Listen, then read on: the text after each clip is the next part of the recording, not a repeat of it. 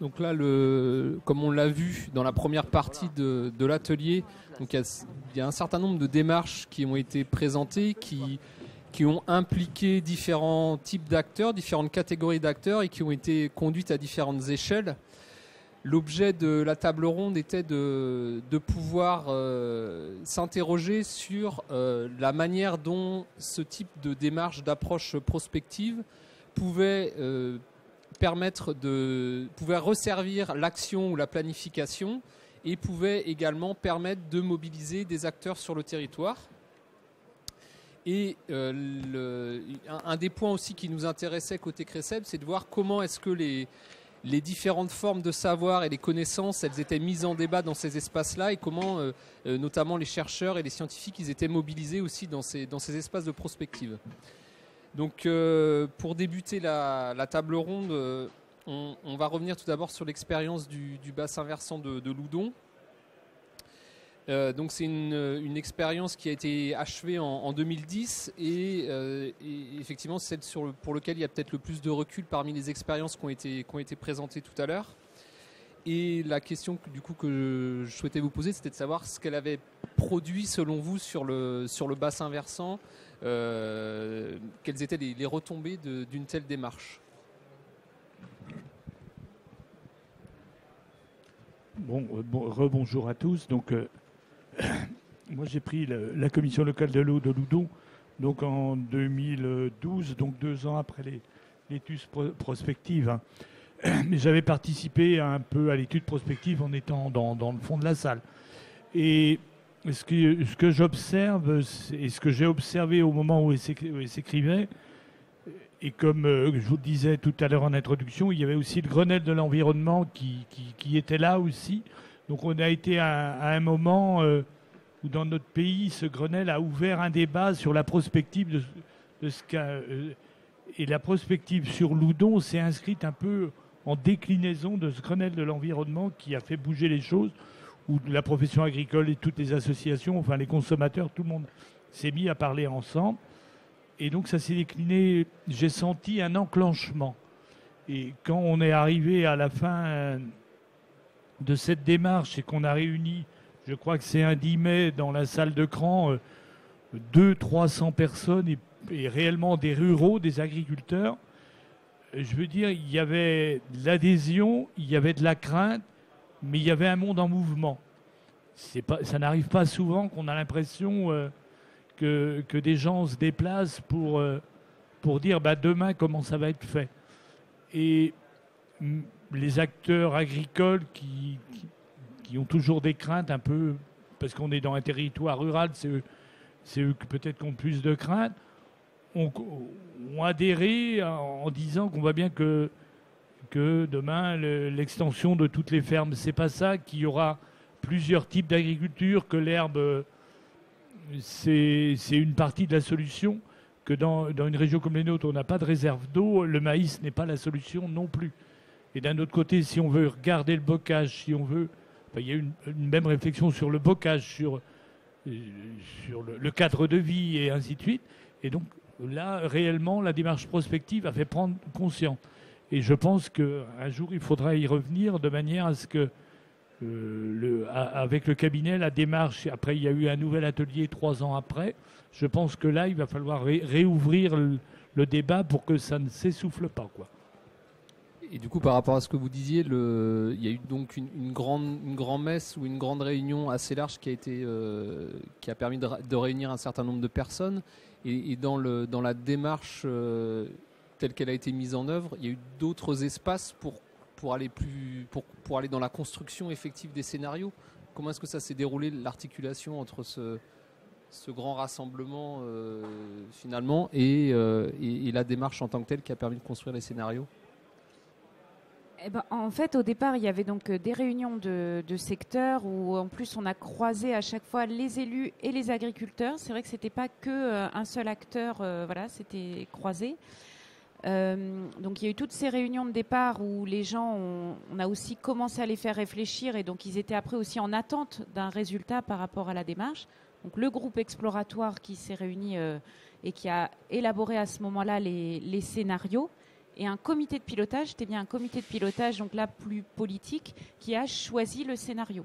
Et c'est après seulement qu'on a présenté ce scénario sur le terrain, en retour aux personnes qu'on avait mobilisées dès le départ, donc les élus, les agriculteurs, même le grand public, quoi. Et c'est cette grande réunion là où on a eu effectivement une grande participation. Je pense que dans la démultiplication, le fait d'avoir un délégué communal à chaque syndicat de bassin milieu aquatique, plutôt rivière, ce délégué communal a fait que il y ait 2 ou 3 personnes de chaque commune qui se sentent investies, en plus de la profession agricole. Il y a eu un dialogue entre élus et agriculteurs. Je veux dire, les élus étaient là, les agriculteurs étaient là, et puis les autres personnes de la société civile et associations. Mais les moteurs ont été quand même à la fois les élus représentant plutôt les comités de bassin plutôt que la commission locale de l'eau. Hein, voilà. C'est votre sentiment ? Oui, oui. Et puis juste, vous vous demandiez les retombées. C'est vrai que la prospective a aidé à réviser le SAGE, le schéma d'aménagement de gestion des eaux. Donc c'est vrai puisqu'il y avait la révision du SAGE qui était à lancer. Et donc le scénario a largement contribué à l'écriture du SAGE en fait. Et la concertation qui avait été établie, ça émanait du terrain, donc c'était aussi d'autant plus facile d'écrire le SAGE sur cette base-là. Et l'année dernière, ça nous a aidé aussi à reconduire notre contrat territorial pollution diffuse. Et tous les acteurs qui étaient au moment de la démarche prospective l'ont signé. On n'a pas, voilà, et même aujourd'hui, il y a des préconisateurs qui veulent s'y inscrire dans la démarche parce qu'ils sentent bien que s'ils ne sont pas avec le bassin de Loudon, ils n'ont aucune chance. Je veux dire, c'est par rapport au conseil agricole et ainsi de suite. Donc aujourd'hui, les gens sont demandeurs d'avoir une relation avec la commission locale de l'eau ou avec le Symbolip qui est le bras armé du SAGE, quoi. Du coup, ça vous a servi et pour la rédaction du SAGE, mais aussi pour réfléchir à l'animation agricole sur le territoire ? Oui, c'est vrai que comme le dit Monsieur Michel, c'est vrai que ça a permis, je pense, de reconnaître une légitimité en fait, alors à la commission locale de l'eau. C'est vrai sur ces questions agricoles et puis surtout parce qu'après ça a permis quand même la création du Symbolip parce qu'il n'était pas existant à l'époque en fait et ça a peut-être aussi favorisé l'émergence de la structure on va dire légitime sur toutes ces questions-là et maintenant elle est assez reconnue par rapport à ces missions-là et ce travail-là. Elle a d'abord été reconnue par tous les autres élus qui s'occupaient d'eau potable puisque tous les autres élus qui s'occupaient, les programmes de lutte contre les pollutions diffuses, en général, sont menés par les syndicats d'eau potable. Et tous les syndicats d'eau potable ont abandonné leurs compétences reconquête de la qualité de l'eau pour dire, c'était une démarche du président de l'époque, pour confier cette reconquête de la qualité de l'eau aux syndicats qui s'occupaient des inondations et qui étaient porteurs du compte État territorial pollution diffuse, si bien qu'on est devenu l'interlocuteur à la fois pour les syndicats d'eau potable et ceux qui étaient en régie ou en affermage, et à la fois des agriculteurs, puisqu'on avait travaillé avec eux, ils sont membres associés dans la clé comme tout le monde, et leur forte participation, si bien qu'aujourd'hui, on est un peu représentant agricole, la force à l'endroit où il faut venir pour éventuellement réfléchir à son exploitation, pour avoir des MAE. On a une activité d'animation sur tout le bassin à travers deux techniciennes, 2 ingénieurs, qui fait qu'on est présent. Puis il y a une commission pollution diffuse, voilà, on est un acteur devenu incontournable. Du coup, ce qui est peut-être intéressant, c'est d'avoir aussi le point de vue sur un autre bassin sur les bassins versants de la Haute-Rance et du Couesnon, notamment par rapport à la question de la mobilisation des agriculteurs. Donc ça a été évoqué par Marion tout à l'heure, de voir, au regard de l'expérience du Gerdal et de ce qui a été conduit là sur la Haute-Rance et le Couesnon, comment est-ce qu'on fait pour qu'une telle démarche permette de mobiliser les agriculteurs pour que ça leur parle en fait ? Je prends le relais de Marion Diaz pour essayer de répondre à cette question. Alors c'est vrai qu'il y a un point important peut-être à rappeler, c'est que le contexte dans lequel a été mis en œuvre cette démarche, c'est une réponse donc, de plusieurs bassins versants à une appel d'offres du CRESEB. Et notamment cette réponse, elle était motivée par un souhait justement d'impliquer les agriculteurs vraiment dans la démarche. Donc on a pris ça très à cœur. Et donc on est parti aussi d'un principe qui est issu d'autres expériences menées au Gerdal sur des travaux notamment de concertation entre différents acteurs, le monde agricole et des élus, le monde agricole et des associations.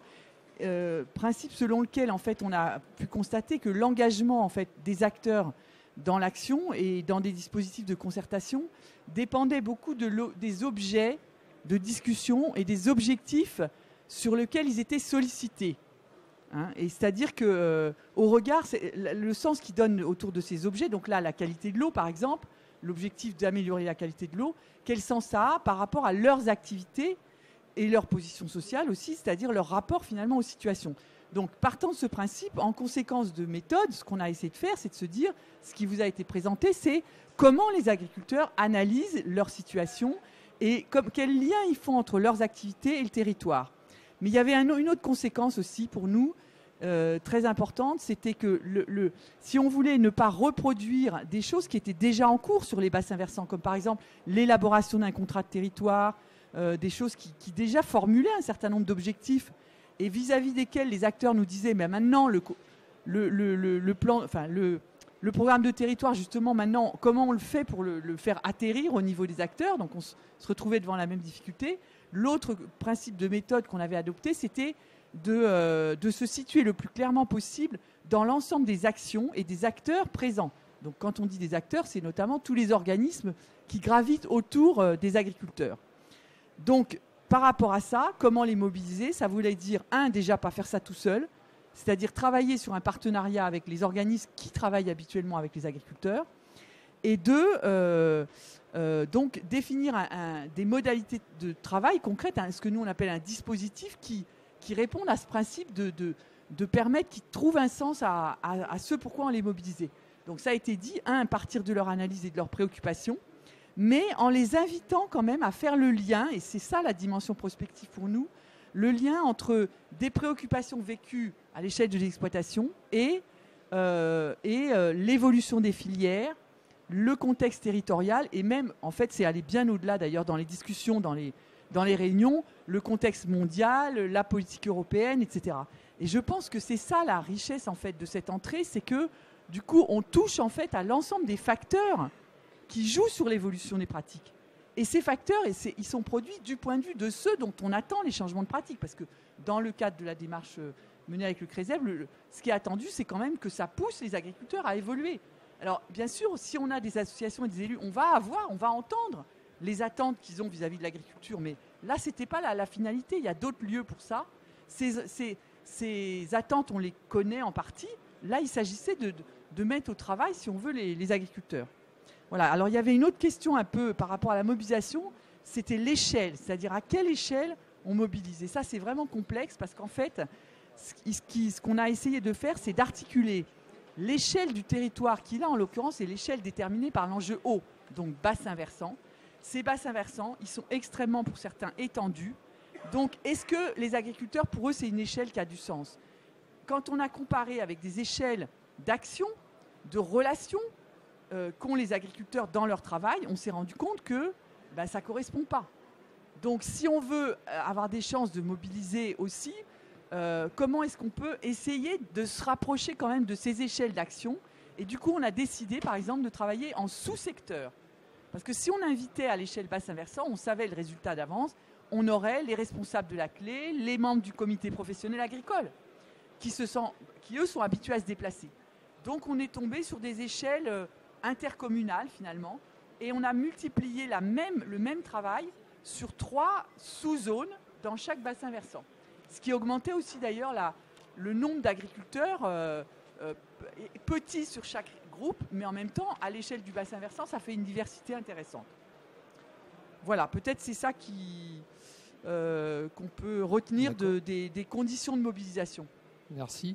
Et du coup, par rapport à un autre point qui pourrait éventuellement, et que vous avez aussi indiqué dans la présentation Marion et Claire, c'était la notion de se projeter dans l'avenir. Et là, je me tourne peut-être vers le bassin versant de Loudon, c'est de voir en quoi le fait de se projeter à 30 ou 40 ans, ça parle ou pas, du coup, pour mobiliser dans ce type de démarche-là. Je veux dire, les gens, on est tous demandeurs un peu de connaître notre avenir. Et je veux dire, et donc, on voudrait bien le connaître. Et puis d'un autre côté, on le craint parce que si je me place par rapport à l'étude prospective, on n'avait pas prévu aussi une libéralisation aussi grande des produits agricoles. C'est-à-dire que quand on prend une prospective, on a l'impression que la notion liée au revenu et à la sécurisation des gens, on va continuer comme ça. On intègre bien qu'il va y avoir des MAE, qu'il y a des gens qui vont les demander, qu'il y a des gens qui vont faire le cap de passer à l'agriculture biologique. Mais d'un autre côté, on s'imagine tous. Et puis depuis, qu'est-ce qui s'est passé depuis 2 ans, on a une crise agricole avec des prix qui ne sont plus du tout rémunérateurs. Donc je pense qu'à l'heure actuelle, les gens se reposent des questions. Et si avec notre catalogue et notre contrat territorial, on a vu assez de monde à nos réunions l'année dernière, c'est parce que les gens sont réellement en interrogation par rapport à... Et donc la prospective aurait dû sans doute plus intégrer ce va-et-vient ou ce libéralisme à outrance du fait alimentaire. Et donc il y a des conséquences par rapport à l'eau. Et l'autre chose qu'on voit aussi par rapport aux collectivités locales, c'est qu'on n'a pas encore suffisamment développé nos ressources propres et qu'on va toujours chercher de l'eau dans la Mayenne. Et je crois que effectivement, on va arriver à une prochaine réunion là, dans les 3 ans pour faire le bilan. Et avec 2 éléments comme ça, les cours agricoles ne se sont pas stabilisés et donc les conventionnels sont plutôt en danger. Les gens qui sont souscrits des MAE et qui sont passés en bio se trouvent les plus sécurisés. Et les collectivités locales, avec toute la loi NOTRe, qu'on n'avait pas forcément tout intégré. On avait quand même vu dans cette étude prospective que tout le bassin, ça n'allait plus être qu'une seule structure. 7 ans après, ce qui a été écrit en 2010, on est en train de réaliser pour cette année. Mais donc là, on avait vu juste. Mais je veux dire, il reste un travail à continuer. Mais l'année dernière, en proposant les MAE, notre catalogue à travers le contrat territorial pollution diffuse, on a vu que on est devenu un référent local par rapport au monde agricole. Est-ce que j'ai répondu à votre question ? Pour partir. Juste par rapport à la question, qu'est-ce que ça a permis de se projeter en 2030 ? En fait, à l'époque 2010, on était en train d'être sur la réforme de la directive nitrate qui passait au niveau régional. Il y avait beaucoup d'inquiétudes au niveau agricole. On avait également dans l'idée directive 4 sur l'eau et donc bon état des eaux pour 2015. Donc il y avait une grosse pression à se dire il faut du résultat tout de suite, quoi. Et l'intérêt de se projeter en 2030, c'est que ça permettait je ne sais pas si c'est dédramatisé, mais en tout cas, ça a permis que les gens, on les réunissait, on disait, de toute façon, on ne vous parle pas de ce qu'il va falloir faire dans 2 ans ou 3 ans. On est déjà en 2030, on est déjà sur des fois des transmissions d'exploitation. Et ça a permis de vraiment réfléchir. Ça a permis vraiment que les gens se mettent en position de démarche prospective, alors que sinon, ils seraient restés campés sur les problématiques à court terme, en fait. Enfin, je pense que c'est vraiment ça que ça a apporté de partir en 2030. Et donc loin. Besoin d'actualiser maintenant. Après, c'est un travail de veille permanent.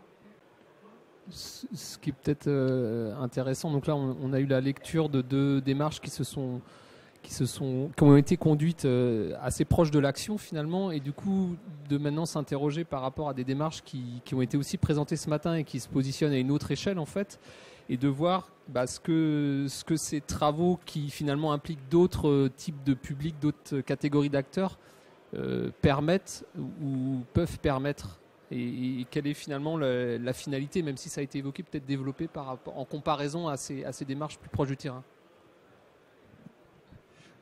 Oui, donc je suppose que vous faites allusion justement à des travaux qui sont faits au niveau de la région.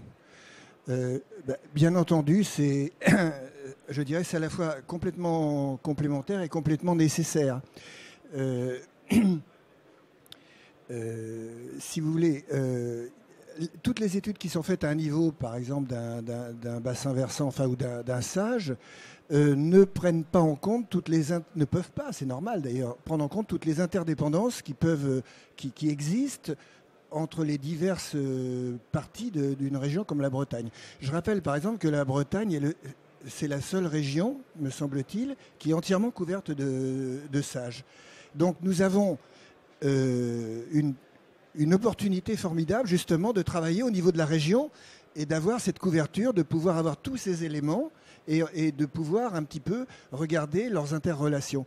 Parce que on a parlé beaucoup ce matin d'enjeux, par exemple. Mais les enjeux, et vous venez de dire justement de regarder, et je suis tout à fait d'accord avec vous, les enjeux de maintenant et les enjeux de 2030, c'est pas forcément les mêmes.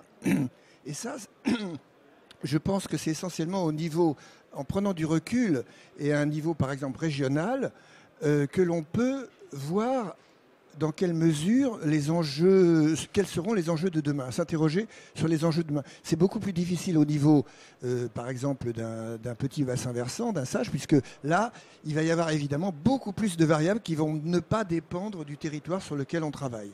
Ça, c'est le premier point. Alors évidemment, ça permet d'identifier des disparités régionales, et pour un conseil régional, par exemple, c'est évidemment fondamental.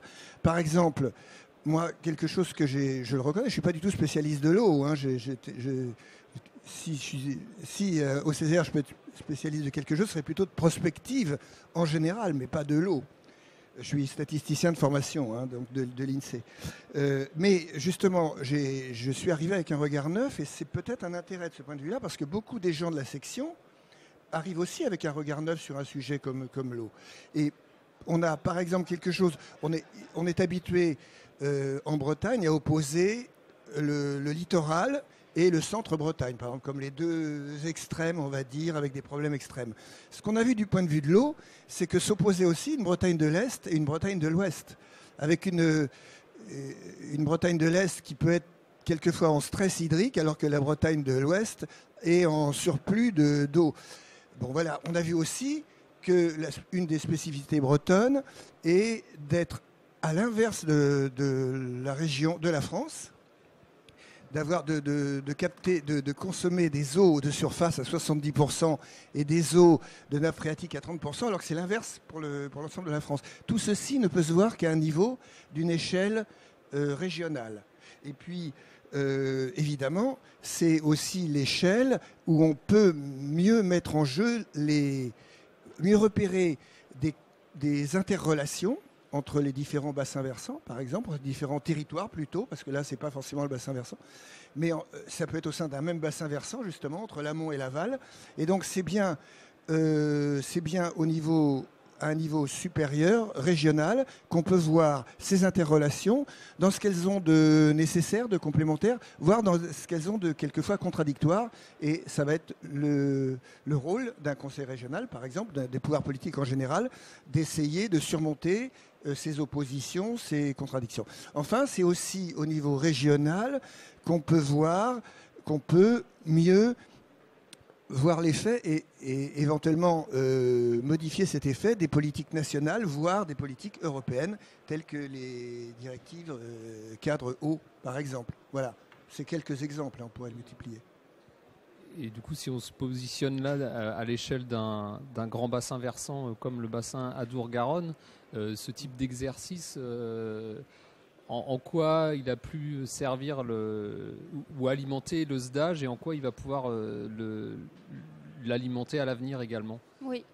Alors, c'est vrai que nous, on s'est positionné sur un très grand territoire et on a fait du participatif, mais avec un groupe réduit d'acteurs. Par contre, on n'a pas non plus choisi un scénario pour l'inscrire dans un cadre projet de développement, etc. On s'est dit plutôt que ça donnait des pistes de réflexion, mais on aurait pu dire sans retombées concrètes, juste de la mise en débat. Et en fait, finalement, on s'est saisi des conclusions un peu robustes, quel que soit le scénario de l'étude, pour alimenter, nourrir le SDAGE, donc 2016-2021. Chaque orientation du SDAGE a un paragraphe préalable qui parle du changement climatique et de l'impact des incidences du changement climatique sur la ressource en eau. Et comme je l'ai dit tout à l'heure, il y a une vingtaine de mesures qui sont très orientées changement climatique, qui ont été assez facilement adoptées finalement, parce que l'étude prospective avait permis de sensibiliser les membres du comité de bassin à cette question de long terme. Ceci étant, c'est un cadre de planification pour 6 ans. Et là non plus, c'est pas évident d'inscrire des mesures à faire d'ici à 2021 en prenant l'image de 2050. Donc ça, on ne pouvait pas tout, climatiser le SDAGE, puisqu'on a des objectifs qui sont à 2021, quoi. Donc voilà. Et du coup, c'est pour ça qu'on s'est dit qu'on allait construire un document qui, pour l'instant, n'a pas de statut juridique, mais qui serait une sorte de plan, de recommandation, qui intégrerait cette vision de long terme et qui intégrerait aussi une sorte de cartographie un peu plus objective qu'à l'échelle du Grand Bassin, pour dire peut-être qu'à certains endroits, il est plus urgent, ou il faut agir plus rapidement ou différemment qu'à d'autres. Et donc, voilà une sorte de liste de mesures qui vont dans la bonne direction, quoi. Donc, il y a 2 étages. Il y a la planification, mais ce n'est pas si simple parce qu'aucun document de planification aujourd'hui n'intègre ce temps long. Et un plan qui, lui, pour le coup, n'a pas de valeur normée, réglementaire, mais qui serait un guide de bonne pratique. Voilà. Et en regard de ce qui a été expliqué tout à l'heure là, sur la mobilisation à une échelle territoriale des agriculteurs, comment est-ce que dans un exercice à cette échelle-là, vous avez réussi aussi à mobiliser, vous, les élus ou oui. les personnes qui ont participé à l'exercice? Alors bon, en valeur relative, donc sur ce territoire, on a plus de 4,5 millions d'habitants et on avait en groupe un groupe d'acteurs de 40. Et c'était ce que nous on appelle le cercle de l'eau, des gens du comité de bassin ou des gens qui connaissent l'eau. Donc il y avait pour le coup pas d'acculturation sur la problématique de l'eau, on va dire. Par contre, une représentativité des usagers, associations de protection de la nature, pêche, loisirs nautiques, industriels, agriculteurs, collectivités. Donc le grand regret, c'est le manque de participation des élus. Parce que dans un exercice de participatif de ce type-là, il y a des séminaires d'une journée entière, il faut qu'ils se rendent disponibles, il faut qu'ils jouent le jeu de se décentrer, de travailler avec d'autres, etc. Et les associations le font très volontiers. Les agriculteurs sont venus petit à petit à la table, parce qu'au départ, ça tombe toujours mal un exercice de prospective. Soit il y a des élections, soit il y a des réformes, soit il y a toujours quelque chose qui est un peu tendu. Mais les agriculteurs sont aussi venus, donc tout le monde était là, mis à part les élus. Et puis voilà, c'était un petit nombre, donc ils ne représentaient pas tout le territoire, mais c'était quand même assez intéressant. Et par rapport à ce qui a été fait là où c'est assez centré sur les agriculteurs, et je comprends bien l'objectif de la mission, nous on a trouvé quelque chose de très intéressant. C'est que finalement, faire parler de l'avenir de l'agriculture à des non-agriculteurs qui appartiennent à ce territoire, eh bien ça éclaire l'agriculteur lui-même. Et à l'inverse, que l'agriculteur puisse parler de l'environnement ou du paysage avec sa lecture d'agriculteur et pas sa lecture de néo-ruraux, c'est aussi très intéressant.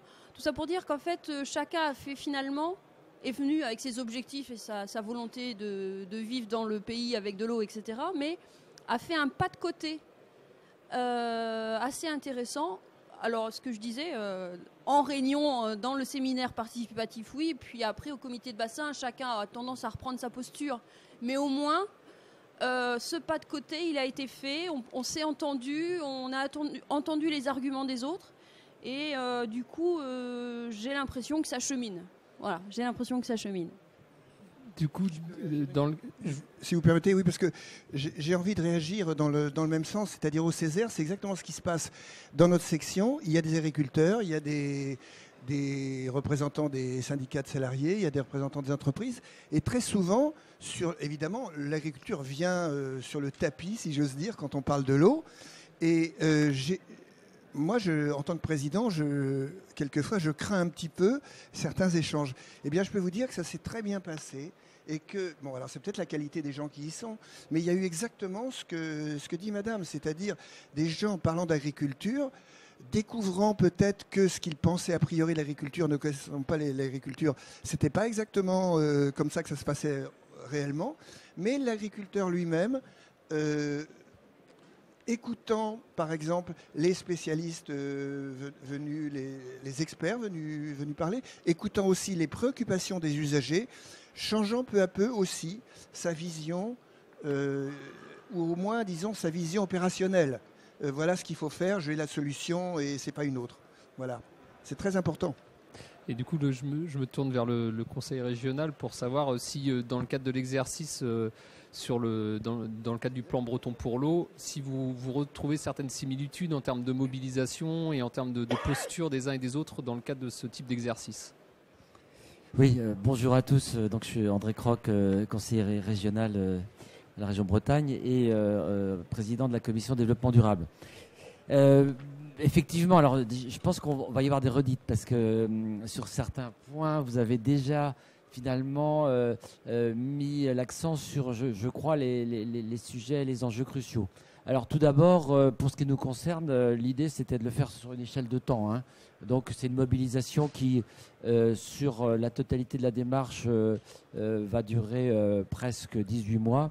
Donc c'est quand même à la fois un atout parce que ça veut dire qu'on se donne un petit peu de temps pour faire de la prospective, et puis je pense que ça peut rassurer aussi parce que lorsque souvent c'est fait au pas de charge, on peut crisper et ça n'aide pas. Alors les deux mots-clés, c'est sans doute une mobilisation continue et puis régulière, de ne pas perdre aussi du monde en chemin. Alors l'autre point, mais vous l'avez déjà dit, je pense que lorsqu'on se projette assez loin, dès qu'on vise des horizons type 2040, on décrispe. Et ça, c'est précieux parce que on sait notamment en ce moment, lorsque on discute avec des acteurs où les modèles économiques sont très compliqués, où ils sont tous très inquiets, mais pas à un horizon lointain, à un horizon qui est quasiment celui du quotidien ou du compte d'exploitation de l'année. Dès qu'on a l'ambition et dès qu'on détend un peu la réflexion en disant attendez, c'est pas, et vous l'avez dit, hein, c'est pas pour demain, mais c'est même pas pour après-demain, c'est pour un horizon plus lointain, ça permet quand même, je pense, de faciliter les échanges. Et puis je passerai la parole à Catherine Yerles pour la méthode. Mais je pense que la méthode, il y a différentes façons, hein, de conduire ce type de prospective. Mais alors là, c'est une redite, hein, parce que vous l'avez bien souligné. Je pense que ce qui est vraiment important, c'est de sortir des postures. D'abord, admettre que chacun arrive avec sa propre expertise. Donc ça, on l'a vu. Et donc chacun fait valoir. Hein, et c'est après, dans la méthode d'animation, que chacun fait évoluer aussi sa vision. Je pense que là, les méthodes mises en œuvre pour animer peuvent être déterminantes sur la recherche des consensus. Je vais passer la parole à Catherine pour ça. Oui, effectivement. Juste pour confirmer les propos qui ont déjà été dits, on n'a pas que ce groupe-là qui s'est mobilisé au niveau conseil, qu'on a essayé de mobiliser au niveau du conseil régional. On avait un autre groupe sur la gouvernance qui n'était pas, lui, mené selon une démarche prospective. Et on s'aperçoit qu'on a réussi à bien plus mobiliser avec la démarche prospective qu'avec un groupe classique de travail. Voilà, les gens sont venus régulièrement et de façon très continue, ce qui est important. Alors sur la méthode, ce qui a été intéressant aussi dans la mobilisation, je trouve, des acteurs, et ce qui a permis aussi de faire bouger les lignes entre acteurs, et ça c'était aussi un des objectifs de notre groupe, c'est qu'on a travaillé sur, on a eu un certain nombre d'hypothèses, hein, presque une centaine, alors on ne les a pas toutes retenues évidemment. Pour certaines de ces hypothèses, on était sûr de leurs évolutions, hein, notamment le changement climatique, pour prendre un exemple assez classique. Pour d'autres, notamment sur l'agriculture, voilà, on était moins certain de la probabilité de ces hypothèses, et donc on les a mises au débat au sein du groupe. Et on a fait ça par système de vote, c'est-à-dire qu'on a demandé aux membres du groupe, à l'ensemble des membres du groupe, de voter sur est-ce que cette hypothèse vous paraît peu probable, probable, très probable, pas du tout, ou je ne sais pas. Et les résultats des votes s'affichaient juste après. lorsque ces votes étaient très dispersés, c'est-à-dire qu'on s'apercevait que voilà, il y avait moitié en gros de probable et moitié de pas probable, débat, les arguments du pour, les arguments du contre et revote. Et dans la plupart des cas, après le revote, les lignes bougeaient. Et vraiment, alors ceux qui ne s'étaient pas positionnés prenaient une position et parfois ceux qui avaient voté contre basculaient dans la probabilité. Donc c'était très très intéressant et les échanges étaient vraiment très très constructifs. Ça c'est aussi permis par l'horizon 2040. Hein, ça dépassionne un petit peu et ça décristallise voilà, les débats. Donc chacun s'écoutait et vraiment ça, j'ai trouvé que ça avait permis de faire bouger les lignes énormément dans le débat. Autre chose, c'est qu'on avait des scientifiques dans le groupe et ils apportent une connaissance un peu objective et ça permet aussi d'objectiver les débats. Et au moment où on argumente les uns et les autres, parfois, voilà, une intervention scientifique, ça permet aussi de faire basculer les choses.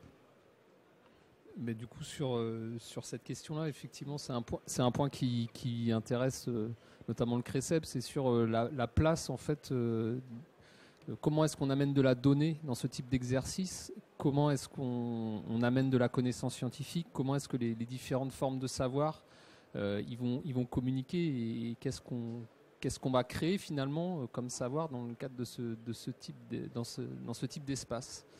Je ne sais pas si Claire, tu veux apporter un éclairage sur... Oui, alors sur effectivement la question de quels sont les matériaux finalement qu'on mobilise dans la production de cette réflexion, parce que c'est ça finalement, tout à l'heure on disait bah oui mais il n'y a pas que les agriculteurs, et puis là ça pourrait être aussi qu'il y a la connaissance objective et les autres, quid des autres connaissances. Donc effectivement là l'idée c'est quand même d'aller vers on avait dit une réflexion, enfin dans ce qui nous concerne, qui soit utile à l'action, donc qui soit utile à la fois pour que les agriculteurs finalement se saisissent d'évolutions ou arrivent à projeter différentes options et que ces options elles soient effectivement discutées avec d'autres acteurs. Donc l'idée c'était de combiner déjà partir donc d'un savoir nous on appelle un savoir des praticiens, parce que finalement la question qu'il y a derrière c'est qu'est-ce qu'on va considérer comme un savoir et qu'est-ce qu'on va considérer comme un savoir qu'il faut mobiliser. Donc là, on va avoir des savoirs qui sont ceux liés à l'exercice du métier, donc ceux des agriculteurs, des praticiens. On peut dire que d'autres métiers pourraient être mobilisés s'ils ont des compétences, bien sûr, autour de l'eau. Il y a aussi des savoirs scientifiques. Alors la différence, moi je la définis comme étant, d'un côté, les savoirs des praticiens, ils vont être finalisés sur l'action, donc ils vont être systématiquement. C'est-à-dire qu'ils sont toujours dimensionnels, ils prennent en compte beaucoup de dimensions à la fois, l'économique, le travail, le technique, etc.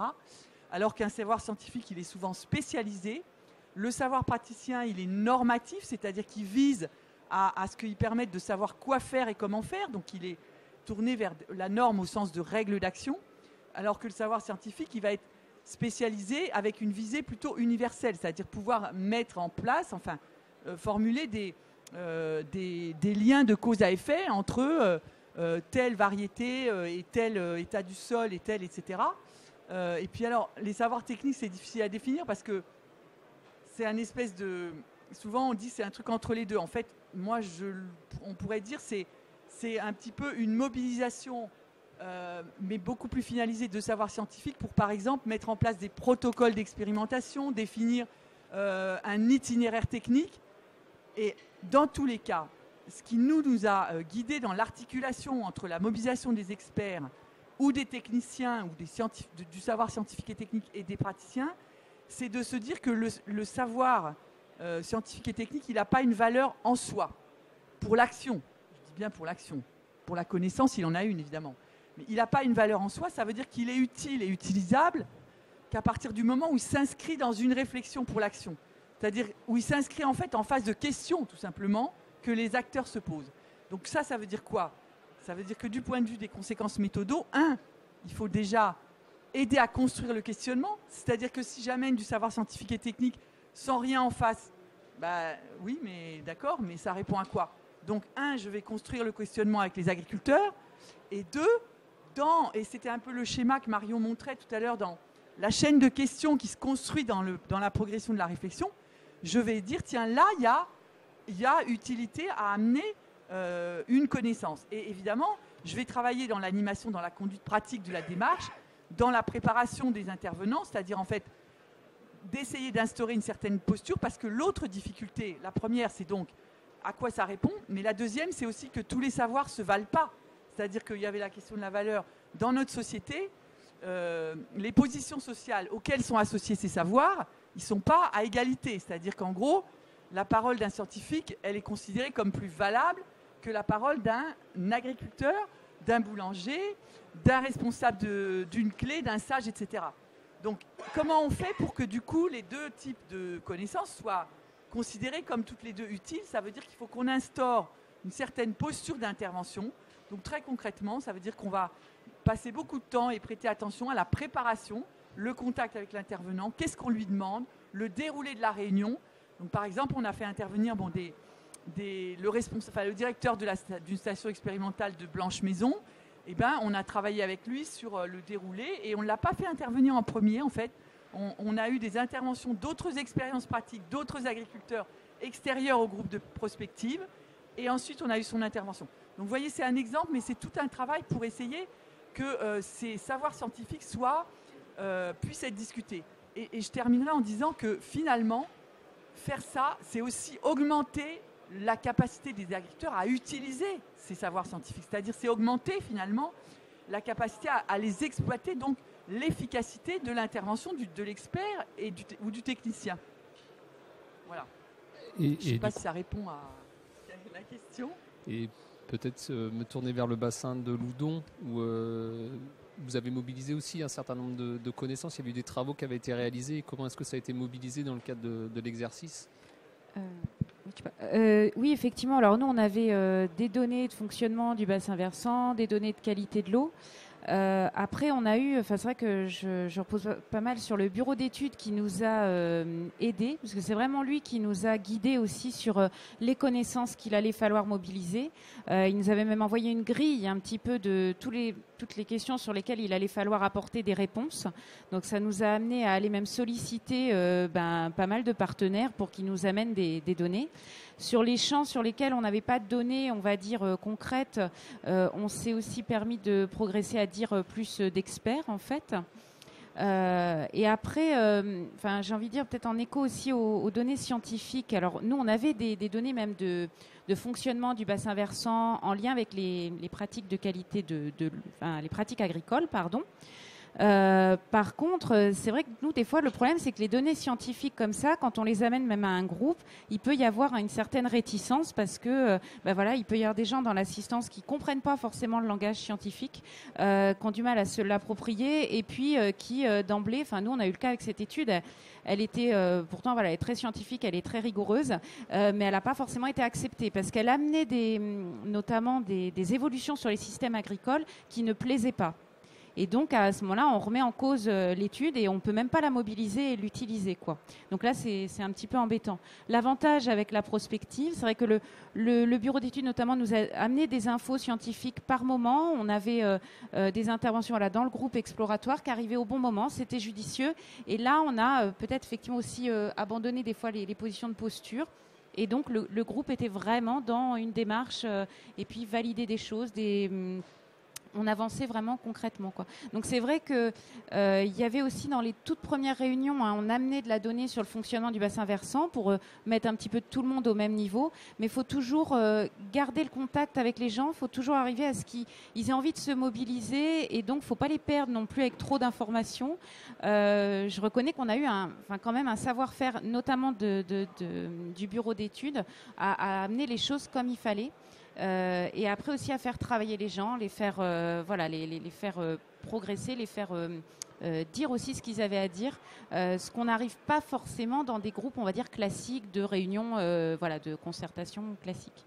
Donc c'était peut-être ça l'intérêt. Je voudrais juste compléter quelque chose et je rejoins Claire, sur ce point. C'est qu'en fait, ça passe d'autant mieux cet apport scientifique que ça répond effectivement à une question et une demande des acteurs. On ne peut pas arriver en plaquant une étude comme ça parce qu'on a décidé que nous, pilotes, ce serait intéressant de la mettre au pot commun. Et je pense que c'est pour ça que ça passait bien dans le groupe. C'est effectivement que l'intervention en général, elle était là, elle était spontanée pour répondre à une question ou un argument ou une interrogation spontanée également dans le groupe. Et c'est certainement pour ça que ça passait bien. Et sur le bassin Adour-Garonne, il y a eu des échanges avec des scientifiques qui conduisaient un travail en parallèle. Du coup, si c'est possible de nous expliquer la manière dont ça s'est... Tout à fait. Alors, il y a eu plusieurs étapes. Déjà, c'est vrai que sur l'état des lieux au tout départ, pour le travail prospectif, on a forcément besoin de données, d'études de synthèse, d'études passées, etc. Donc ça, on l'a fait plutôt avec le bureau d'études et nous. Donc donner de la donnée froide, objective pour faire le diagnostic. Et puis, comme j'ai dit, la méthode a associé atelier participatif, où là on a dit savoir profane, chacun a le droit de s'exprimer et pense que. Et modèle hydrologique, où là plutôt savoir d'experts, il va quand même falloir à un moment faire confiance à la sortie du modèle, etc. Les questions d'incertitude. Donc voilà, on a toujours à l'intérieur de l'exercice fait en sorte d'associer les formes de savoir. Et l'originalité de l'étude, c'est que aussi on avait avec nous, c'était une demande de l'agence du comité de bassin, un observateur scientifique, un garant scientifique de la démarche, qui était un membre du conseil scientifique du comité de bassin. Et lui, il avait donc un rôle d'observateur. C'était un chercheur en sciences sociales, un sociologue, qui n'est pas intervenu, mais qui regardait comment se passaient les débats, comment se passait l'évolution des décisions, etc. Et qui a produit en fin de mission un rapport d'observateur, un rapport de garant qui a été publié en même temps que le rapport final Garonne 2050, qui critique la méthode. C'est-à-dire qu'on n'a pas gardé le scénario libéral où on ferme l'agence, mais on a gardé la critique en disant on aurait pu faire plus de participatif, on aurait demandé à travailler avec différents types d'agriculteurs. Enfin, voilà, il y a des consignes. Et parallèlement et donc Garonne 2050 était un territoire de jeu entre guillemets d'un thésard d'IRSTEA sur ces questions d'appropriation de la problématique du changement climatique. Et donc on a aussi le retour d'expérience de d'autres territoires où la question a été un peu menée. Et c'est vrai que par exemple, ces chercheurs qui étaient Denis Salle et Vincent Marquet, qui étaient quand même sociologues observateurs, ont regretté un peu justement ce côté trop gestion quantitative et millions de mètres cubes vers lequel on est allé à l'arrivée, qui était plus une demande finalement d'usager de l'eau, une demande de gestionnaire, alors qu'eux se seraient bien arrêtés à l'idée des petites histoires littéraires, voire même des caricatures, qui était vraiment l'exercice de prospective tel qu'ils l'imaginaient, quoi. Donc voilà, ils ont fait une critique très objective, mais ils nous ont accompagnés au cours de l'exercice en étant des observateurs, je vais dire bienveillants, oui, parce qu'ils nous ont un peu recadrés, mais ils ne sont pas interférés à l'intérieur. Par contre, on les a incités à publier le rapport à la fin de l'exercice. Et puis, peut-être une dernière question qui s'adresse finalement à tous, c'est on voit qu'il y a ces démarches qui sont menées à différentes échelles. Donc pour les démarches qui sont menées à des échelles régionales ou à l'échelle d'un bassin versant, comment est-ce que ces résultats peuvent être remobilisés ou remis en débat sur des territoires plus petits sur ce bassin versant? Et également, comment est-ce que des travaux qui sont menés à une échelle régionale peuvent communiquer ou interagir avec des démarches qui sont conduites à une échelle plus locale? Je ne sais pas si tu veux poursuivre. Je veux bien démarrer. Pour ce qui nous concerne, il y aura des étapes importantes à venir, notamment une appropriation et une mise en débat au sein de la conférence bretonne de l'eau et des milieux aquatiques.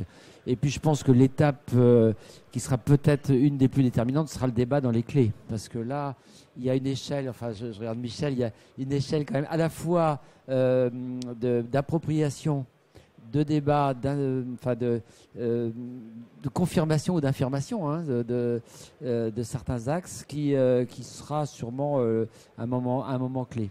Après, pour ce qui concerne plus particulièrement les politiques sectorielles de la région, l'idée c'est que ces travaux-là irriguent l'ensemble des politiques sectorielles. Je pense bien sûr à l'économie, à l'aménagement, au tourisme. Et on va avoir de belles opportunités pour le faire, puisque, alors là je suis désolé, je ne sais pas si le SRADET a été évoqué, donc ce schéma qui découle de la loi NOTRe, qui a justement cette volonté de mettre en cohérence les politiques régionales, mais aussi les politiques plus locales, en cohérence les unes par rapport aux autres, notamment les politiques économiques et toutes les politiques d'aménagement du territoire. Là, on aura un moment intéressant parce que ce schéma de développement et d'aménagement du territoire et d'équilibre des territoires aura à dire des choses sur ces sujets-là.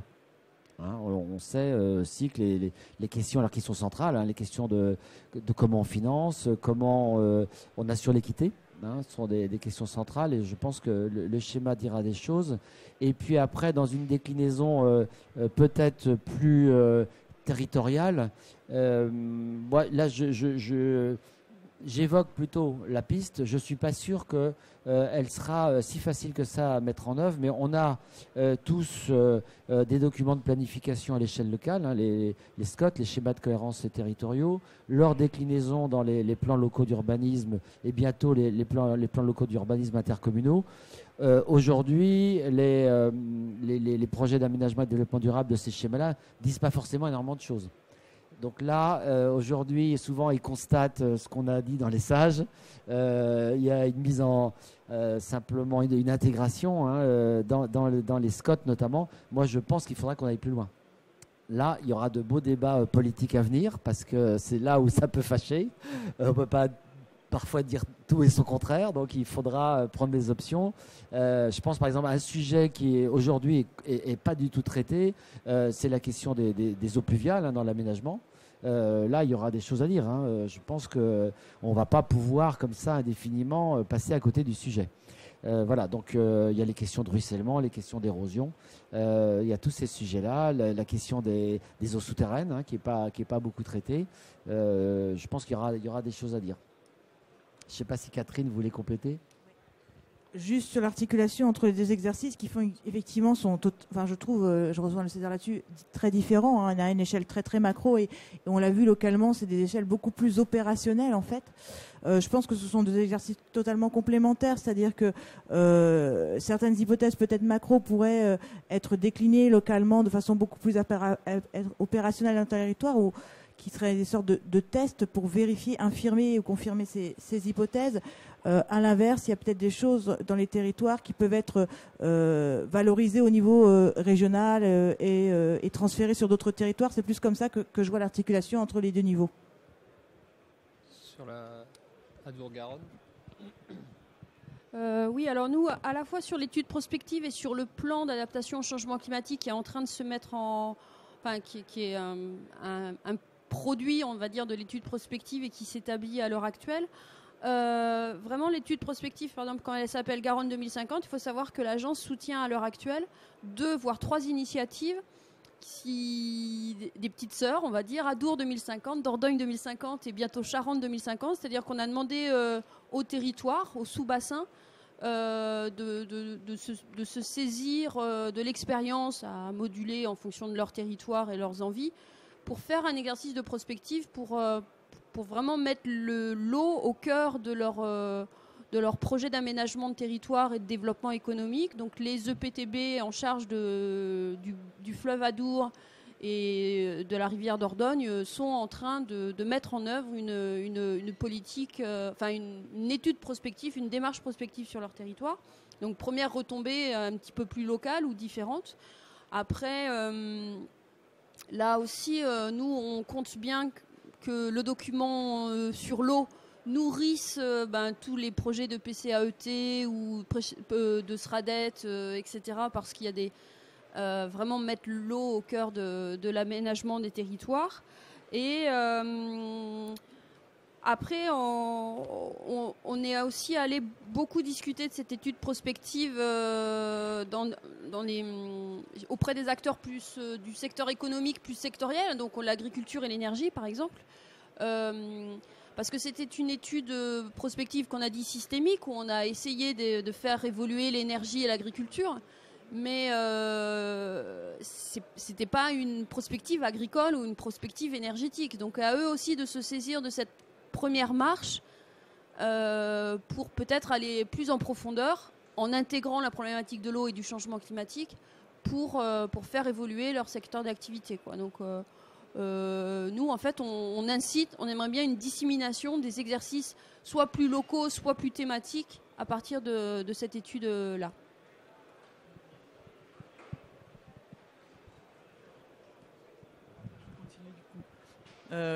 Donc, comment la démarche de Haut-Trans et Quenon peut alimenter la prospective et les orientations de la région Bretagne, parce que finalement, c'est un peu comme ça que... C'est à cette échelle que peut-être la question se pose. Pour y répondre, bon, déjà, c'est pas une réponse nécessairement. Enfin, c'est amené à, je pense, à être discuté. Donc, c'est de revenir un petit peu sur ce qui ressort, ce qui est produit par cette prospective, c'est-à-dire quelle connaissance est produite. Et en fait, si on prend des exemples de scénarios qui sortent, c'est-à-dire par exemple celui d'une diminution de l'herbe, donc par exemple du maïs, au profit de l'herbe. Donc, souvent associée à un objectif pour les agriculteurs de diminution des coûts, elle est déclinée en fait en deux sous-orientations. Une où en fait on fait ça en augmentant la production laitière, et une autre où elle est couplée à une diminution de la production laitière.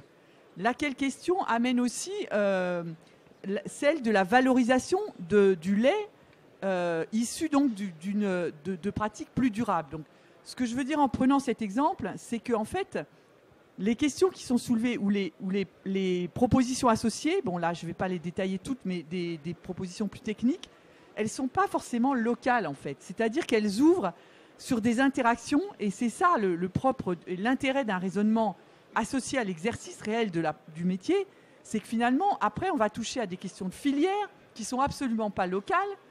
Certaines oui, mais enfin en tout cas, là encore, il y a deux options. Il y a des options vers circuit court, valorisation. Donc, par exemple, on a un travail en cours de réflexion avec Eau du Bassin Rennais autour de marques mais qui touchent que les circuits pour l'instant courts. Donc, dès qu'on passe sur les filières longues, ça interpelle aujourd'hui quelle est la prise en compte de ces évolutions de pratiques par les coopératives. Donc, on ne peut pas en rester au bassin. Donc, finalement, on voit que le fait de partir sur des questions que se posent, bien sûr, des agriculteurs de tel endroit, ce n'est pas lié à enfermer la réflexion à cette échelle. Et ça met à jour, et je dirais que c'est ça, pour moi, le grand intérêt, ça met à jour la complexité des dimensions et des facteurs qui sont liés à cette évolution des pratiques qu'on veut. Donc, effectivement, après, nous, on est en train, par exemple, de faire un travail sur les filières. Eh ben, on contacte des groupes coopératifs laitiers qui sont des groupes presque à une échelle mondiale. Et donc, évidemment, comment eux, ils vont travailler? Ils nous renvoient aussi la question d'une stratégie qui vous ne croyez pas qu'on va définir une stratégie parce qu'il n'y a que le bassin versant de la Rance. Donc, effectivement, eux, ils sont dans des réflexions stratégiques dans lesquelles ils essayent de faire le lien entre des problématiques de là où ils sont, Normandie, Bretagne, et puis le contexte des prix. Donc, c'est pour dire que finalement, déjà dans cette réflexion, c'est contenu plusieurs échelles. Et moi, je dirais que la Bretagne, l'échelle bretonne, elle est presque entre les deux. C'est-à-dire entre cette échelle qui parfois dépasse la Bretagne, puisque on voit aussi que la question des règles européennes arrive très fort dans les débats, évidemment. Par exemple, par rapport au maintien des prairies, il y a eu des échanges sur la pertinence du temps d'autorisation en deçà duquel on ne peut pas retourner les prairies. Et les agriculteurs, dès qu'ils parlent de valorisation des prairies, qui est quelque chose quand même qui est en train de vraiment émerger fortement. Enfin, valorisation de la prairie au mieux pour augmenter finalement la production d'herbe. On a la question de pouvoir parfois réimplanter des prairies. Donc vous voyez bien, enfin bon, je ne vais pas rentrer dans les détails, mais comment ça... Donc la Bretagne, elle est entre cette échelle, je dirais, européenne, dans cette réflexion prospective, et puis ces bassins versants. Donc il faut je pense qu'il faut maintenant qu'on peut-être traduise concrètement dans un dispositif de travail. Quand je dis un dispositif, c'est-à-dire une reprise et une discussion de ce qui sort de ces scénarios. Dans quelle instance, je ne sais pas, mais il me semble que ce serait intéressant de le faire, en tout cas. Bonjour à tous, Hervé Pontieux de l'Agence de l'eau Loire-Bretagne. La question, c'est l'activité agricole est très liée au contexte mondial. Comment, dans des perspectives à 30 ou 40 ans sur une activité agricole locale, on a eu plusieurs exemples qui sont locaux, comment vous avez pu prendre en compte ces éléments qui sortent bien loin du contexte local?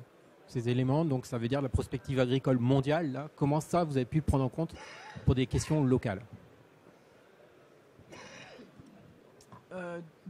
Dans le cadre du bassin versant, là, le contexte mondial, il est arrivé très fort parce qu'on a démarré au moment de la grosse crise de baisse de prix du lait. Donc, c'était juste après les manifs de l'été, pas celui-ci, mais celui d'avant. Donc, évidemment, il était hors de question de faire comme si ça n'existait pas, parce qu'on travaillait avec des éleveurs, des gros bassins laitiers, donc Fougères, le Haut-Couesnon et puis la Rance. Et donc, tous les débats qui étaient en cours dans le milieu professionnel quand on est arrivé, c'était ça. Et donc, on a essayé de le prendre en compte, de ne pas faire comme si ça n'existait pas, et surtout d'affiner comment, par exemple, cette question de l'évolution du prix se traduisait, mais de manière fine, différenciée. Et c'est là qu'on s'est rendu compte que, par exemple, cette façon dont la baisse du prix du lait était vécue n'était pas du tout pareille, suivant qu'on était avec des agriculteurs biologiques, par exemple, qui s'en plaignaient pas, enfin, qui finalement, eux, s'en plaignaient pas, des agriculteurs qui avaient commencé à travailler sur des valorisations locales, et des agriculteurs qui avaient un sentiment, au contraire, d'être totalement dépossédés de pouvoir jouer là-dessus, plutôt donc sur des filières longues, etc. Donc, on a essayé de voir comment ceux qui étaient les moins... qui avaient l'impression d'avoir le moins de marge de manœuvre, pouvaient s'affranchir de ça, c'est-à-dire comment, pour eux, la question de la valorisation des produits se posait, et notamment, c'est ce qui a ressorti en disant, si on améliore, si on travaille sur nos pratiques et sur un certain produit, comment ça peut être, par exemple, traduit dans un mode de valorisation, donc segmentation du marché, identification, par exemple, d'un produit issu d'un territoire. Alors ça pose extrêmement de problèmes au niveau des filières, c'est extrêmement complexe, parce que, donc vous voyez, c'est devenu une question à l'intérieur de l'évolution des pratiques, qui était la valorisation d'un produit qui pourrait être associé à des bonnes pratiques, mais pas seulement pour ceux qui vendent en direct, puisque eux, ils le font déjà, avec des choses comme, par exemple, eau en saveur, ou bien... on a un autre exemple dans le plus au sud, les éleveurs en direct, mais avec un cahier des charges particulier. C'est un exemple. Alors moi, je peux peut-être apporter un autre élément de réponse. Alors très vite est apparu dans le débat, notamment sur les hypothèses agricoles, la PAC, la question de la PAC. Comment on traite ça? Donc, nous, on ne l'a pas traité en tant qu'hypothèse au départ, en fait. Parce qu'on ne savait pas trop bien non plus comment la faire évoluer, cette PAC. Effectivement, c'est pas facile. Par contre, dans chaque scénario, on s'est interrogé à chaque fois. Par exemple, on a fait un scénario qui était assez agricole et on a considéré... comment m'exprimer quand on considérait certaines évolutions agricoles, on s'est dit, par exemple, c'est sous condition du maintien de la PAC ou sous condition que la PAC valorise, aille vers le soutien à des filières de valorisation un peu plus environnementales. Voilà, on l'a plutôt mis comme facteur clé de réussite du scénario que comme un intrant au départ. Voilà comment on a traité le sujet. L'expérience, nous, c'est vrai qu'on avait Donc le bureau d'études qui avait une banque de données en fait importante sur les questions européennes, mondiales et nationales. Donc il est venu aussi avec toute cette connaissance, parce qu'ils participent déjà à des travaux prospectifs autrement. Donc ils avaient toute cette base de données qui a servi. Et puis après, c'est vrai, nous on est dans un bassin laitier important, on est le bassin de Lactalis quand même. Donc ils ont aussi été chercher les informations, ou au moins tenter d'aller les chercher. Auprès des opérateurs à l'aval, à l'aval de la filière. Et voilà, ça a aussi permis d'y voir peut-être un peu plus clair. Ça fait des fois aussi un petit peu froid dans le dos sur justement ces grands opérateurs qui ne sont pas attachés forcément à un territoire. Et ça aussi, ça a été une donnée à prendre en compte par rapport à nos évolutions. Après, le local, lui, s'est ressaisi de ces informations-là. Mais voilà un petit peu comment on a procédé, en tout cas sur le bassin Loudon. Quant à nous, alors 2050 dans le sud-ouest, si un des scénarios caricaturaux c'était l'arrêt de la DCE et l'arrêt de l'agence de l'eau, on ne s'est pas tellement intéressé à l'évolution de la PAC. On s'est dit finalement peut-être qu'il n'y en aura plus non plus. Donc on a vraiment au départ en tout cas essayé de réfléchir au champ des possibles au sens de l'imaginaire. Et pas de se revenir à du tendanciel ou du conjoncturel, mais à basculer vraiment. L'idée était vraiment de basculer. Par contre, on s'est quand même nourri de beaucoup de prospectives, et notamment agricoles. Il y avait Agrimonde qui était sorti, et puis, et j'allais dire presque plus que la PAC, nous on s'est intéressé à des études aussi sur l'évolution du régime alimentaire. Et finalement, voilà, c'est-à-dire qu'on a changé complètement, parce qu'évidemment, sinon ça bloque en disant mais ça dépend de l'aide qu'on va avoir, mais comme on ne sait pas l'imaginer en 2050, on s'est dit non, on va plutôt imaginer les circuits alimentaires et non alimentaires, la biomasse, etc. éventuellement. Et dans les circuits alimentaires, on a quand même vu la tendance qui se maintenait aux fruits et légumes, à la baisse de la viande. On n'a pas fait de bascule à 2050 dans le sud-ouest, on va continuer à manger de la viande, mais ce que je veux dire, c'est que voilà, on s'est plutôt interrogé là-dessus, et du coup, on a vu quelles sont les filières qui existent aujourd'hui, qui auront quand même sans doute, pour des questions de débouchés, plus de durabilité, donc les cultures à plus-value comme l'arboriculture ou la viticulture, certains types de viticulture. Et puis les filières un peu spécifiques au sud-ouest, avec beaucoup de signes de qualité, par exemple le canard gras, la volaille, ça nous est apparu indispensable à conserver. Ça veut dire quoi ? A priori, quand même, conserver des hectares de maïs. Sans doute moins qu'aujourd'hui, mais voilà, ça a été ça aussi, de se dire. Donc en fait, il y a aussi toute une grande expertise dans le sud-ouest de production semencière. Potagère, maïs, blé, etc. Donc les semences pour l'Europe entière. Donc voilà, on a essayé de conserver les filières qui faisaient sens en termes d'économie hors soutien, hors politique publique, on va dire. Et celles-là, on les a privilégiées en termes de maintien de surface ou d'activité. Après, évidemment, nous, dans notre prospective eau, on s'est finalement surtout intéressé à l'impact que ça avait sur la qualité et sur les prélèvements irrigation. On n'a jamais dit dans notre prospective combien il y aurait de revenus agricoles dans le sud-ouest avec ces scénarios-là, quoi. Voilà. C'est pour ça que nous, ça nous intéresserait que le secteur agricole se saisisse de ces travaux pour eux-mêmes imaginer leur futur, quoi. Oui, juste un mot en complément, un peu méthodologique. On voit bien, je parlais tout à l'heure des enjeux d'aujourd'hui et des enjeux de demain. Les enjeux d'aujourd'hui, effectivement, ça conduit à votre question, et qui est parfaitement légitime, et qui conduit sans doute à faire un scénario stratégique pour l'année prochaine, et pour voir comment on s'adapte. On aurait pu citer aussi le blocus russe, voilà. Est-ce qu'il sera demain toujours ou pas, voilà. Et on voit bien, quand on fait des scénarios exploratoires, c'est le premier travail qu'il faut faire, c'est de dire, bon, ceci, on va le traiter en termes d'incertitude plus ou moins grande. Et si l'incertitude est maximale, il faut passer à autre chose.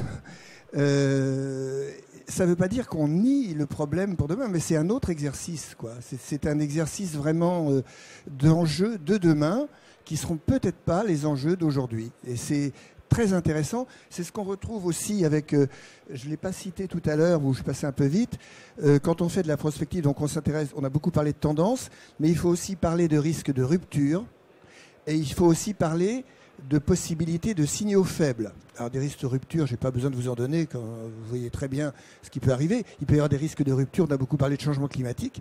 Il n'y a pas que des... Tout à l'heure, on a dit, bon, on sait très bien ce qui se passe pour le changement climatique. Ce n'est pas tout à fait vrai.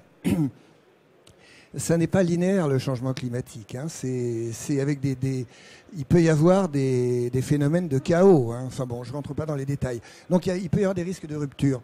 Les signaux faibles, par exemple, en agriculture, on aurait fait cette table ronde il y a 5 ou 10 ans. Je pense que l'agriculture biologique aurait été vue comme un signal faible. Aujourd'hui, c'est déjà presque plus le cas. Ma collègue, à plusieurs reprises, a évoqué ceci comme des alternatives de scénario. On voit bien que désormais, ça passe du signal faible à un facteur possible, une évolution possible. Et ceci m'amène à ce sera mon dernier mot. Les scénarios ont essentiellement un objectif pédagogique. C'est une façon de se parler entre différents acteurs, à mon avis. Il ne faut pas les voir en soi comme des résultats, mais comme une façon d'aborder des questions que sans les construire, on n'aborderait pas. Voilà. Je me permets juste un petit truc à passer parce que je ne peux pas m'empêcher, parce que quand monsieur a dit le mot rupture, moi je voudrais dire quand même une chose qui m'a marqué, même je dirais vraiment marqué dans ce qu'on a fait sur le terrain, c'est que les ruptures, elles sont là et que c'est se projeter et prendre en compte ce que vivent actuellement les agriculteurs lorsqu'on leur demande de parler de l'avenir. Ça nous a permis de toucher du doigt des ruptures à l'œuvre, et des ruptures à la fois techniques mais sociales aussi, c'est-à-dire qu'on est... parce que c'est une banalité de dire que l'agriculture de la Bretagne évolue depuis après-guerre. Mais je pense que ce qui est en train de se passer, et on le vérifie dans nos relations en cours avec l'aval, les gros groupes, c'est une véritable rupture. Et si on peut faire sortir ça c'est du très long terme, c'est-à-dire que rupture dans le sens où on va vers une industrialisation de l'agriculture, elle est à l'œuvre. Et si on n'en prend pas la mesure, on peut toujours projeter ce que chacun souhaiterait, mais ce que chacun souhaiterait, c'est idéologique et au sens propre et noble du terme, et politique et au noble du terme.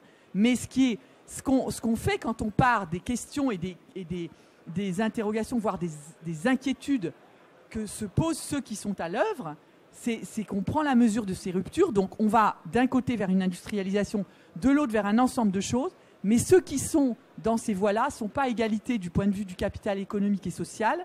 On va aussi vers des ruptures du point de vue de la structure des exploitations, qui fait que ça ouvre des choix qui doivent être faits aussi en termes d'aide et d'appui. Donc ce que je pense que l'utilité aussi de ça, c'est que ces ruptures, elles peuvent être projetées par rapport à qu'est-ce qu'on veut faire, comment on veut les jouer sur. C'est-à-dire que si on prend les résultats de ce qui sort du terrain, on peut se dire, ça met en évidence ça. Donc rupture aussi en termes de lien entre agriculteurs.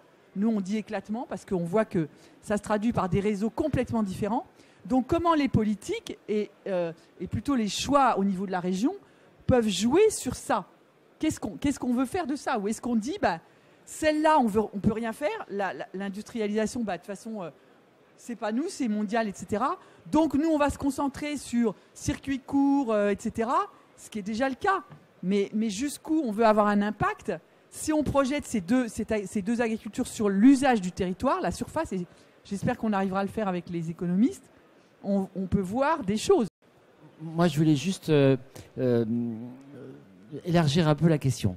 Je pense que la prospective, dans ces domaines-là, surtout quand on regarde 2040 ou 2050, il faut vraiment regarder tous les aspects. Donc moi, je pense que c'est important, et là, dans les débats qu'on a eus, l'agriculture est au cœur des sujets, mais je pense qu'il faut regarder l'ensemble des problématiques de la ressource en eau et au regard des enjeux et des risques de rupture. Moi, j'ai bien aimé ce que vous avez dit, parce que l'agriculture est une composante de l'économie, elle est une composante importante du territoire, évidemment du territoire rural, mais ça n'est pas l'alpha et l'oméga de l'ensemble des questions hydrologiques, hydrographiques et de capacité d'une région à se développer ou pas. Hein, ou à infléchir sérieusement son développement. Donc je pense qu'il faut, dans la prospective, l'agriculture est un sujet important, mais c'est loin d'être le seul. Hein, et dans les scénarios de rupture, on peut imaginer que des pans entiers de l'économie soient menacés.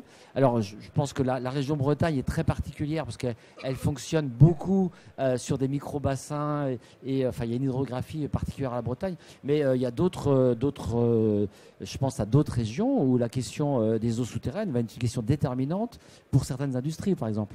Et donc il faut bien mettre la prospective dans l'ensemble de cette des rendez-vous importants qui attendent notre planète. Hein. Et dès qu'on se projette à 2040 ou 2050, c'est l'ensemble de ces questions-là qui sont en jeu. Bon, je pense qu'il y a déjà eu un peu des réponses qui ont été apportées, mais je voyais dans différentes approches qui s'intéressent aux agriculteurs où on veut essayer de les faire changer de pratique. On sait très bien que déjà on ne va pas toucher tous les agriculteurs et que même parmi ceux-là, tout le monde ne va pas changer de pratique. Et je me demandais est-ce que les prospectives peuvent réfléchir à ces questions de est-ce qu'il faut un certain nombre, un pourcentage d'agriculteurs qui changent de pratique pour réussir à atteindre l'objectif. Je voyais dans le bassin de Loudon, il y a une réflexion sur il y a beaucoup plus de conversion à l'agriculture biologique que ce qu'on pensait.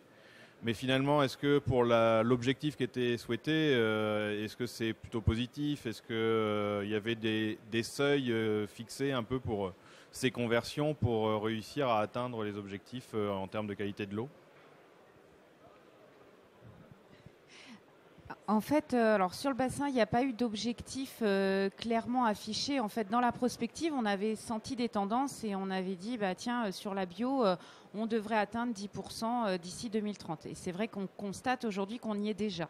Mais par contre, c'est vrai que la prospective avait mis en évidence un petit peu des systèmes agricoles qui prendraient peut-être un peu deux voies, quoi. Effectivement, peut-être des systèmes plus salaires, plus bio, et puis des systèmes plus industriels. Ça, on l'avait déjà aussi senti. Après, le scénario qui a été retenu, il prend une part de choses où on se dit effectivement ça va évoluer un petit peu comme ça, et quelle est la part que les acteurs peuvent mettre en place. On a évoqué les questions de restauration collective à base de circuits courts, donc on a émis certains souhaits après à retraduire dans des politiques publiques en fait, hein. Donc c'était un petit peu l'esprit du travail de la prospective, mais il n'y a pas eu d'objectif chiffré d'établi par rapport à la qualité de l'eau. Un des points, mais alors qui est venu un peu après la prospective, c'était aussi en matière d'évaluation de nos programmes d'action. On s'est rendu compte, on le savait un petit peu, mais ça c'est aussi quelque chose qui est apparu, c'est que tout ne va pas reposer sur les changements de pratiques agricoles au niveau de l'évolution de la qualité de l'eau. On a aussi de gros travail à mener sur le ruissellement agricole, sur le bocage, sur toutes ces questions-là. Et la partie évolution de pratique, c'est qu'une part des réponses. Il y a encore plein d'autres choses. Ça a mis aussi tout ça en évidence, le fait que la collectivité, elle doit aussi aller sur ces questions-là, sur ce rapport à l'énergie, sur tout ça. Donc ça met aussi de la perspective. Voilà, il faut aussi se saisir de tout ça et on ne va pas rester qu'au niveau du changement de pratique. Voilà. Juste un petit complément. Donc nous, on n'a pas non plus ces données-là. Par contre, on a un travail qui nous reste à faire parce qu'on n'a pas terminé. Et ce travail, c'est si on veut pousser certaines pistes d'action dans certains lieux parce qu'on estime qu'elles ont des impacts plutôt positifs sur la qualité de l'eau et sur l'économie, quels moyens il faut mettre en place justement pour les pousser ces actions, ou au contraire, s'il y a des effets négatifs qu'on veut contrecarrer, comment on les contrecarre. Donc ça fait partie du travail à venir et peut-être dans le cadre de ce travail, on se posera effectivement ces questions-là. Donc, je pourrais vous répondre que l'année prochaine. Oui, et tout à fait. Et en plus, ça touche différents champs. C'est-à-dire qu'il y a on a souvent pris, au début, les programmes Bretagne Pure ont peut-être pris les choses sous l'angle du changement de pratique et agronomique. Aujourd'hui, je pense qu'il faut le prendre aussi sous l'angle des filières et sous l'angle de la structure du territoire.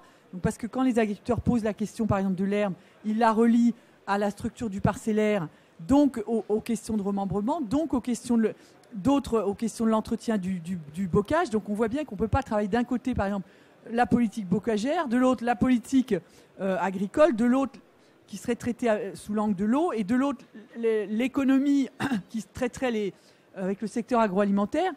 Il y a un lien à faire dans les trois. Et il y a des choses à faire au niveau des agriculteurs, mais il y a des choses qui ne relèvent pas d'eux, c'est-à-dire une politique bocagère, c'est les élus, c'est l'intercommunalité, donc c'est la structure du territoire gérée par les politiques qui jouent là-dessus. Et puis une dernière chose par rapport au nombre. Est-ce qu'il vaut mieux trois petits agriculteurs qui polluent ou un très très gros agriculteur qui ne pollue pas? Enfin, je veux dire que juste, est-ce que c'est, si je prends juste la question qualité de l'eau, c'est bien la surface qui fait l'objet de certains apports et non pas le nombre. Mais ne prenez pas ça comme le fait que je défends les grosses exploitations. C'est juste que c'est bien la surface occupée par certaines pratiques qui est quand même productrice ou pas de certaines résidus dans l'eau. Merci aux intervenants, merci de votre participation, puisque c'est aussi en posant les questions qu'on éclaire un petit peu certaines choses. Alors, vous avez vu, on est sur des démarches différentes, certaines axées sur l'agriculture, d'autres beaucoup plus ouvertes. Au niveau du CRESEB, c'est vrai que cette approche sur des démarches, d'une part participatives, nous intéresse. D'une part, parce que c'est déjà ce qui constitue, je dirais, l'essence même du CRESEB, c'est un travail commun entre chercheurs et entre acteurs de la gestion intégrée de l'eau. Alors, quand je dis acteurs, c'est acteurs divers, c'est aussi bien les élus que les acteurs économiques dans leur diversité, les usagers aussi, pour mieux prendre connaissance un petit peu des connaissances nécessaires et les faire évoluer aussi. La deuxième chose, c'est qu'on construit de nouveaux savoirs en commun.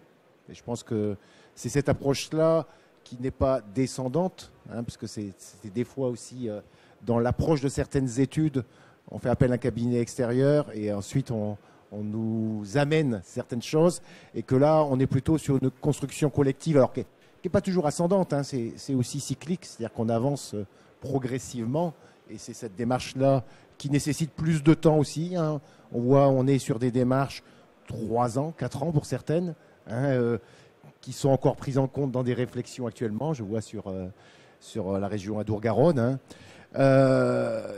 La démarche aussi par rapport aux incertitudes, les questions qui ont été posées aussi, est-ce qu'on peut tout anticiper?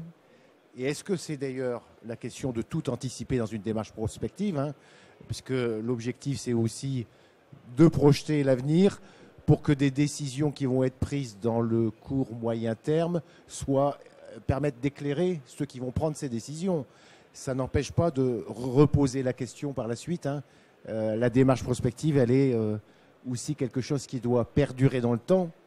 On a parlé beaucoup d'agriculture avec tous les questionnements liés sur la mondialisation, CETA, TAFTA, l'organisation industrielle de l'agriculture. Mais je pense qu'on a plein de questions qui touchent d'autres apports. L'étude de la Bretagne nous le montre sur l'impact sur le tourisme, l'impact sur la démographie dans les villes et les milieux urbains. On a parlé des eaux pluviales. On voit aussi l'impact sur l'eau potable et sur la gestion des usages. Donc ce sont des questions importantes, et je pense que dans cette approche-là de démarche participative, ça permet de rassembler un nombre important d'acteurs. Et en tant que président de commission locale de l'eau, y compris dans la construction des sages, on voit bien que quand on travaille sur nos sages, des fois on n'anticipe pas certaines questions liées au changement climatique ou autres, et ça permet d'éclairer cette démarche-là. Donc merci en tout cas de votre présence.